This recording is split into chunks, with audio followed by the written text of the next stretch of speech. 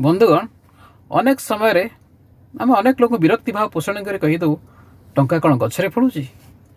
बंधुगण मु कह हाँ आज्ञा टंका गचरे फड़ुची। आपण पचारे टंका केमती गचरे फड़ुची, मंजी कौटू आसूची, बिहन केमती आसूची, बा पड़िया कौटी गछ लगुच, चाष केमती होउची। मु कहबी जे टंकार बिहन होउची सेठी जेतेबेले आपण चिंता कले जे पैसा रोजगार करेंगे सेटा होउची आपणकर बिहन। बिहनटी आपण पकेबे कौटी से पड़ियाटे खोजे।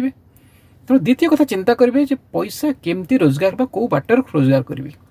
चाष करके पैसा रोजगार करेंगे, बिजनेस करी कि उद्योग करी किसी भी गोटे संस्था करी आप पैसा रोजगार कर जो कथाटी चिंता कले, जो सेक्टरटी चिंता कले सेटा होची आपनकर पड़िया।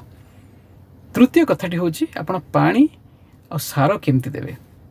आपनकर बुद्धि आ दैनंदिन परिश्रम होची सार पीड़िया देला पर गछ उठिबो बा सफल हबो प्रोजेक्ट।